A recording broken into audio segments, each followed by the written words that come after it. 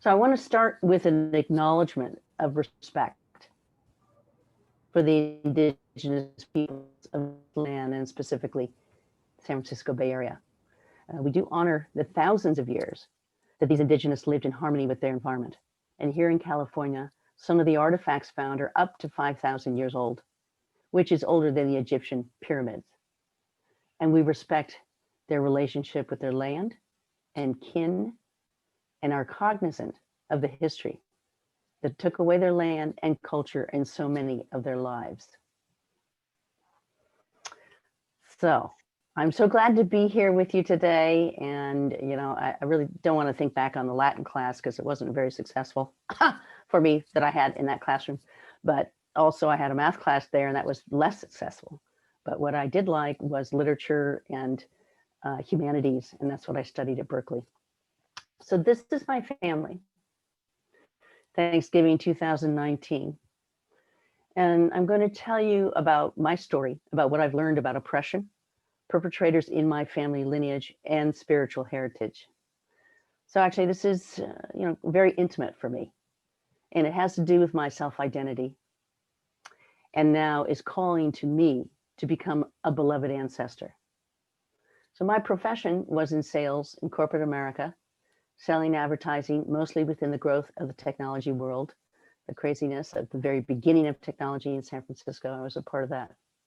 But most of my story is aside from work, and it is a grappling with my ancestry and its perpetration of harms and destruction, and how I have coped with integrating it within myself and searched for redemption. So I started my personal awakening when my daughter left for college, and I just realized it was about 18 years ago. And I thought I had done a great job raising her and her brother. But I went to the EcoFest in Fairfax in Marin County and picked up a brochure that said, my perfume was poisoning me. So how could that be, and what does that mean? I cherished my mother's gift to me when I was 15 years old with my own perfume, Chanel No. 5, still on my bureau right now. And I thought it was very adult, and she had worn it all her life. It's very representative of my mother, who was there with me in the heirloom crib. So I wondered if my mother had also been poisoned by her favorite perfume, which started a cascade of backward thinking. Could poisons have affected my grandmother and her grandmother? It came to me that I was in my grandmother's body when she was pregnant with my mother, whose developing body held the potential me as an egg. 3 generations literally embodied together. And I realized a maternal connection through my ancestral mother line, back to the very first stardust of the bursting forth of life. And all of this is in our bodies, and it is real and embodied within us. It's who we are. And there I am in the beloved crib, inherited from my grandmother, with poisonous lead paint. So this precious gift was adding to the involuntary toxins that I experienced from my personal environment and from my long line of motherhood. And I learned that my breast milk was likely to be polluted with toxins from my environments I had lived in, which included my perfume and the lead paint. And it felt like a desecration to me. This really was intimate. Was I a perpetrator of harm to the most precious person in my life, even if it was inadvertent? So how is it that we might be poisoning our earth and then embodying those toxins in our own bodies, passing them on to our babies in utero and our breast milk, which can no longer be called pure? Why had the perfume become poison, and why was there toxic paint on my precious crib? What other environmental effects were in particular affecting mothers, women, and babies? Is this and a particular oppression, especially for women as life givers and our babies. So I found this ad. This is what was fed to all the children in my generation: an adulterated imitation of our mother's health-giving breast milk. And this is how I got some of the toxins that I passed on to my baby, and possibly, very likely, why I am a sugar addict. And they thought it was great to show that there was lead in the formula bottles. So the building where my mother was born is still there on Van Ness and Broadway, not too far. It's on the northern eastern corner. It's condos now. And my grandmother was probably given morphine and scopolamine, which is known as the date drug currently. So as a women of higher social class, they were enthusiastic about this new offer at the time. These drugs erased any memory of the birth, but not the actual labor sensations. So frequently, the birthing women were tied to the bed to prevent thrashing around. She wouldn't remember, but her body would remember, wouldn't it? We are so embodied. We hold the history and traumas in our bodies, and we are the ones who pass on our imprints to the next generations. I feel that this is a prime example of the insidious oppression that women and babies encounter in our culture. A symptom of a disregard of women, their bodies, and the feminine. So this is my story of discovery. I needed to understand what forces would allow these harms to happen. I found out that my ancestors were deeply involved in these harms. And I wanted to learn how they could do such acts and think it was all right. So I'm going to tell you a little of what I learned and my response to what I try to do now to redeem this history. So my grandmother's grandfather was born in Ireland and came to New York around 1820 when he was 12 years old.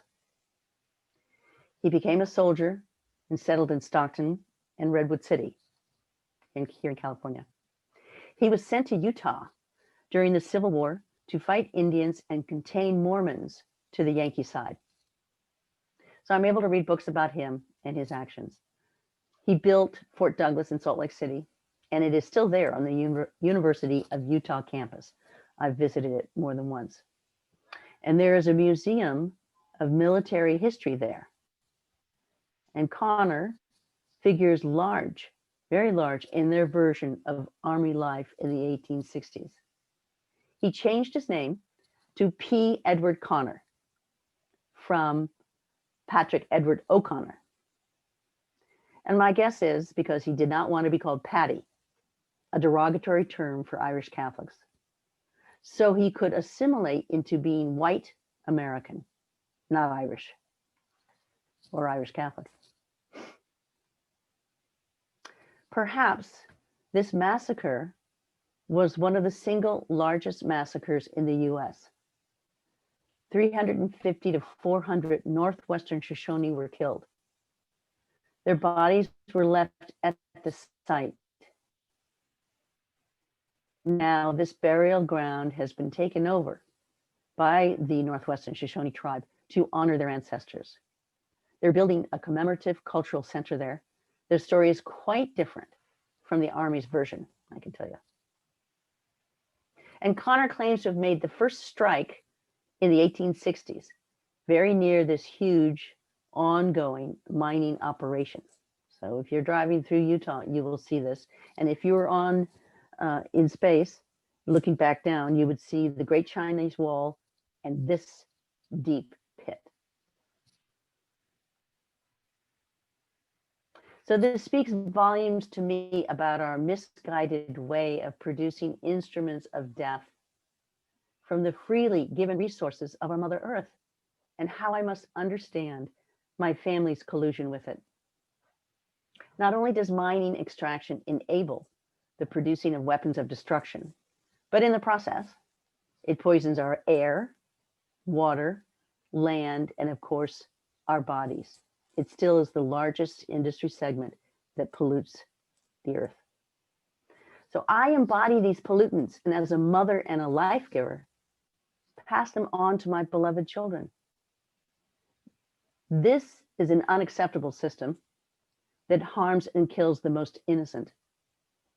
So no matter when this started, it is morally wrong then and now.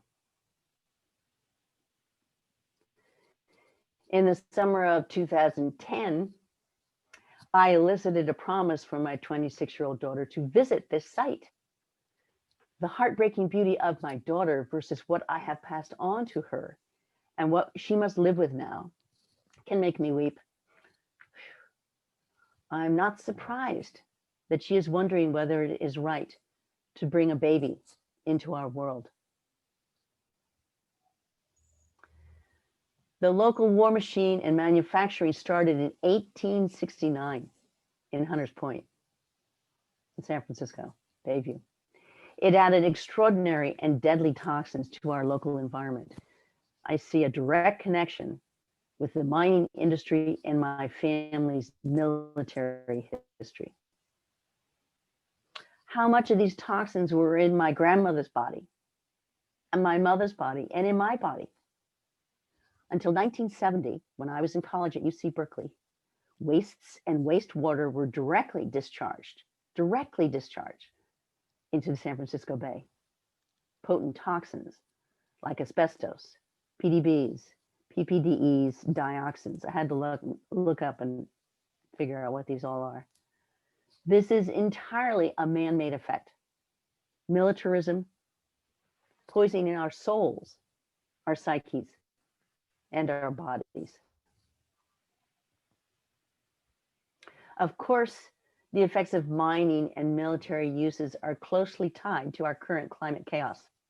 I was seeing the direct connection I had with the destruction of Mother Earth, our provider of sustenance. I was becoming more aware of what is happening to the body of Mother Earth and to our own bodies. So this photo is of the Alberta tar sands extraction site. Clearly one of the most egregious sites of ecocide on the planet. And I came to realize that the history that I'm outlining here has led to these current results. We may not see it easily ourselves in these beautiful surroundings, in that beautiful classroom you're in today, but this is part of the truth-telling that is needed, I strongly believe. So how could Connor personally massacre Indigenous peoples? Eyewitnesses said they saw soldiers raping women and killing babies during that battle. He was there, he was leading them. Where did the idea come from that it was right to be called the best Indian killer of the West, as Mark Twain called him? So I went back further and I looked at Irish history. And now I know why my grandmother, who went to Sacred Heart here in San Francisco about 100 years ago, always said we were Irish Catholic, not just Irish. I have learned that under Henry VIII in the 1500s, the first Protestant settlers were sent to Ireland, mostly from lowland Scotland, as colonizers as well. From the mid-16th into the early 17th century, crown governments carried out a policy of colonization in Ireland known as plantations. They took the Gaelic Irish people's land and gave it to English Protestants, wealthy men who supported those in political power. Then in 1649, Puritan parliamentarian Cromwell landed in Ireland, and mass killings completed the conquest of the Irish Catholic Gaels. So England's first colony and one of the first ethnic cleansing genocides done and perpetrated in Ireland.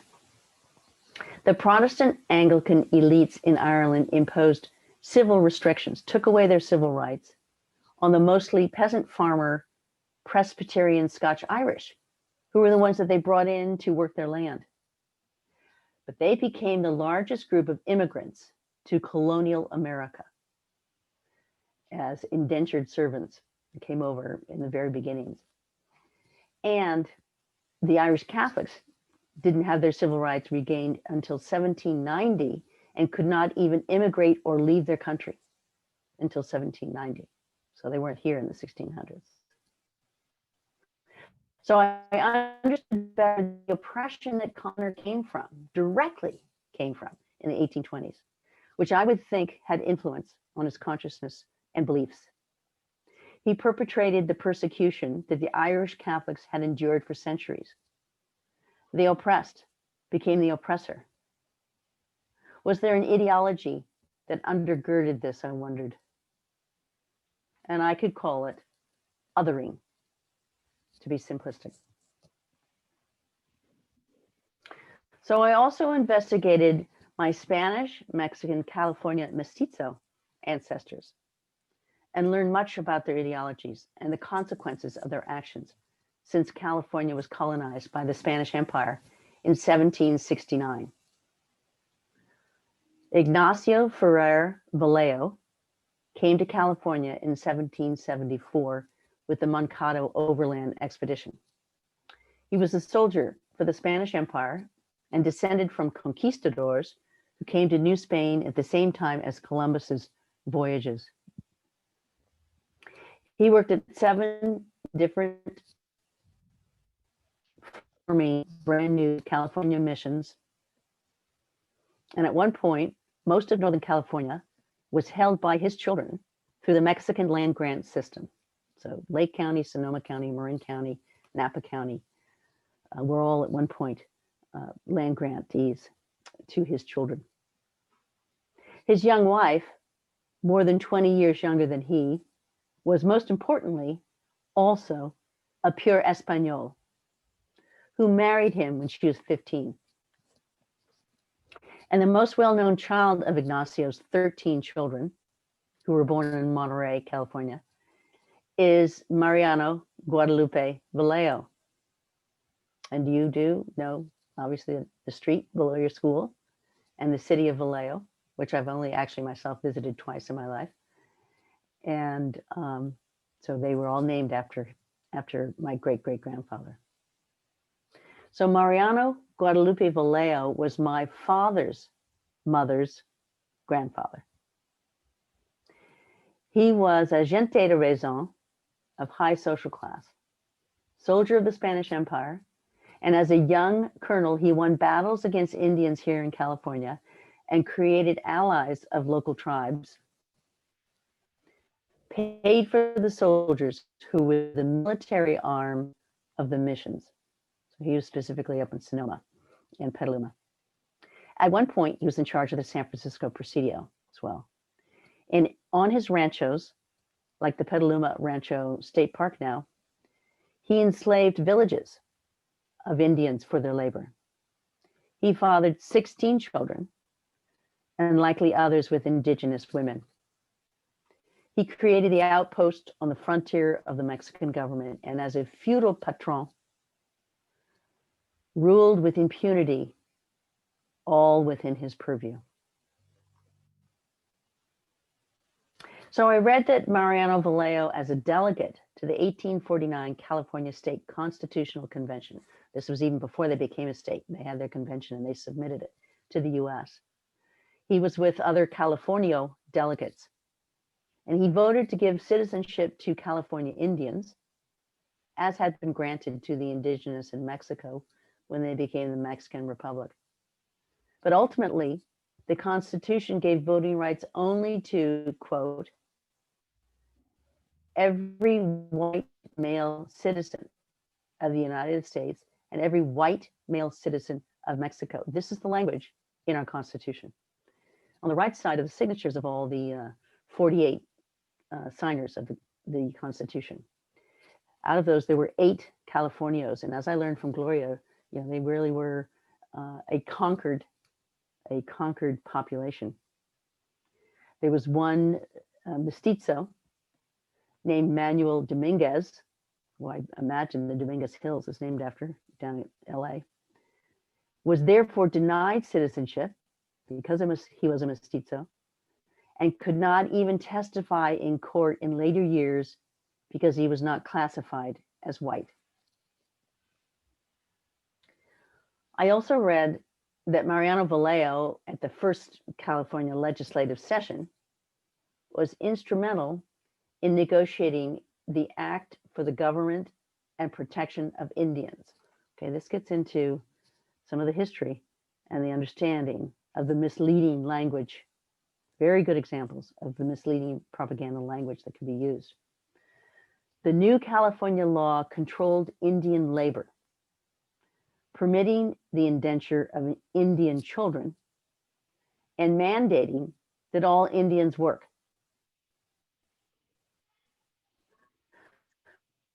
On the word of any white person, any Indian deemed to be loitering or strolling about, might this be currently called a homeless person, could be arrested and sold for payment of his fine to the highest bidder, to labor for a period of 4 months to pay back the person who paid his fine. I think we call this debt peonage, or maybe even slavery. So this law actually incited murder of Indian parents. So a white man could sell Indian children into bondage for a specified legal length of time. Legalized human trafficking and murder. So this law opened the gates to local vigilantes, state militia, and eventually even the US Army itself. I think we've heard a lot about militias most recently in the last 4 years. And eventually the US Army itself perpetuated efforts for extermination of the indigenous peoples in California. I had searched through my books and I saw just in a footnote a mention about this, a constitution and this law. And I searched with foreboding to find out that yes, my ancestor Vallejo was deeply involved in this travesty of horrendous consequences. And yes, this was the initiation of a period of genocide of California Native peoples until the 1880s, when they finally overturned it.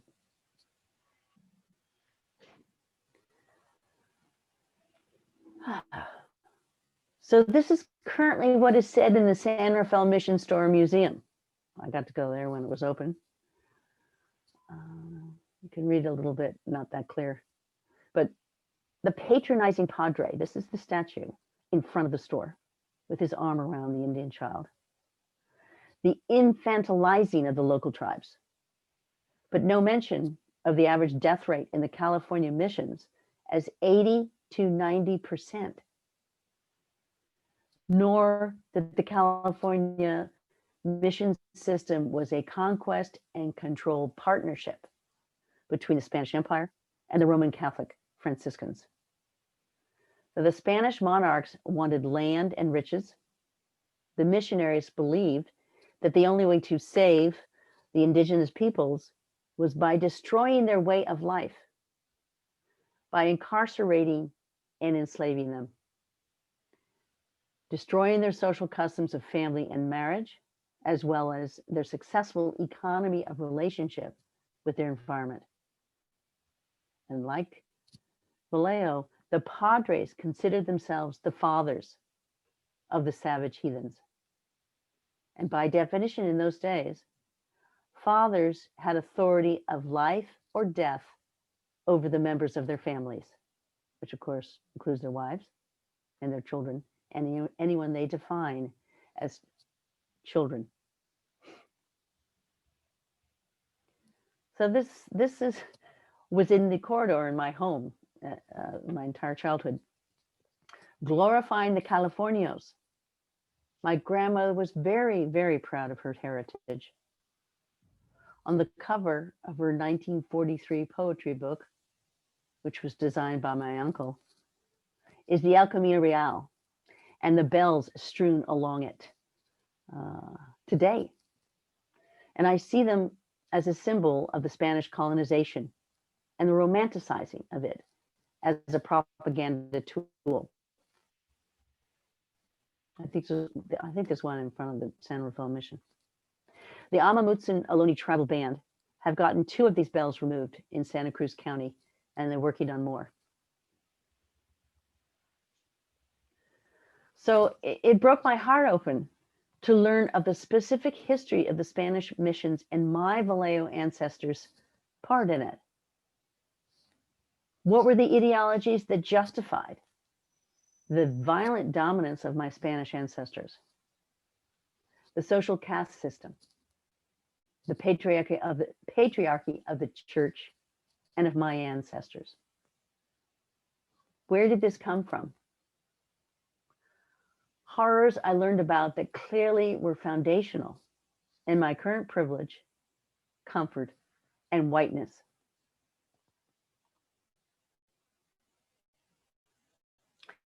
So the Spanish colonizers brought with them to New Spain a racial and social caste system that had its foundation in the reconquista of the Muslims in Spain, the ascendancy and dominance of the Catholics again, Ferdinand and Isabella, and the Spanish Inquisition was a tool for that control.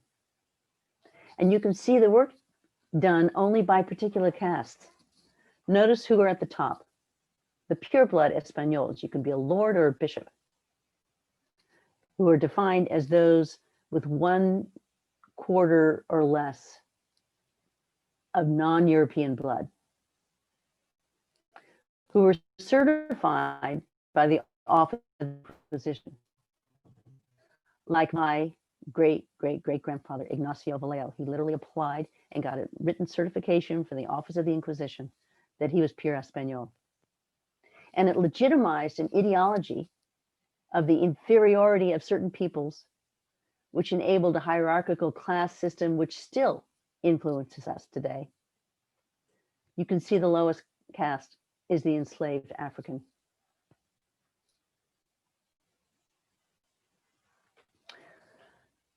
So these are descendants of Mariano Guadalupe Vallejo in 1932.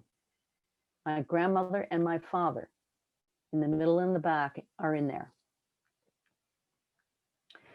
So Vallejo lost his sovereignty over the land in the American takeover and became a second-class citizen as soon as California became American. Mariano Vallejo's descendants, because they had been landholders and of the highest social caste in their former society, were able to assimilate into the white American society, even attain social prominence here in San Francisco. Most of the 50,000 Mexican citizens in California, conquered by the Americans in 1848, did not fare so well. So I found Gloria Anzaldua's Borderlands absolutely riveting. And she was talking about my own people. So foundational to the ideology that enabled my Vallejo family to maintain power and colonize other peoples with dominance and violence is what is called the doctrine of discovery. And indigenous people call it now the doctrine of Christian discovery, because it's a very specific Christian history, which specified under the entire world, it specified that the entire world was under the jurisdiction of the Pope as God's representative on earth. And one root of the doctrine of discovery lies in the Crusades in the Middle Ages, when Christians adapted the concept of the chosen people for themselves and claimed the promised land to be anywhere they settled. So wherever they went, they were in the promised land and they were due that land, which provided justification for the conquest and enslavement of other peoples, as well as seizure of their land wherever they went. So you can see in this timeline, it's not, you're not meant to learn it all, but just to kind of get the sense of the length of this. 1823, the US Supreme Court determined that all US land was owned by the federal government based on the precedent of the doctrine of discovery. So based on a Christian papal statement, we now have embedded in our law that the government, rather than the original peoples who were here, own the land. So this is still true today in the US. This is not Canada. This is specific US relationship with indigenous peoples. Most of the federally recognized tribes, reservations in the US are not owned by the indigenous people, but by the federal government. This is why you hear so much conflict about what is happening within those reservations having to do with climate change and with energy extraction and mining, is that the federal government has taken their own land and used it, and in the meantime contaminated and exploited the peoples who live there. So the doctrine of discovery is being used to justify government power. And this is kind of a mind-boggling to find out that in 2005, Ruth Bader Ginsburg wrote the summary of a case that started with, she wrote a summary about a case in front of the court saying that the tribal bands did not have precedence and could not own the land in which they were or extract taxes. Even if they bought the land back, they still couldn't get taxes from the people living on it. And it was still based on the Catholic popes justifying their expansion of Christianity through colonization. And it's still, this is how recently this is being used. So I mentioned this. There was some evidence that the Valleos were conversos, Jews forced to convert to Catholicism in Spain and persecuted by the Inquisition in Spain and the New World. Now, if you look on the lower right corner, you can see what is being done there. It's waterboarding. And the Spanish Inquisition called it torture. They named it as it was. But it has been justified as legal within George Bush's time. I looked it up. It has been banned by Barack Obama. But it was associated with the Guantanamo Bay prison after 9/11. So the first auto de fe, or the burning in Mexico, was held in October 1528. And the last execution in Spain for the Spanish Inquisition was in 1826. Wow, burned someone. And through exploring my family's history, I realized that laws were created and used for oppression, violence, and horror, and that Christianity was often used to justify it. So it is a part of my inheritance and my lineage, both genetically and spiritually. And the othering ideology had a long, long history. And the soul corruption was spread to its adherents, followers.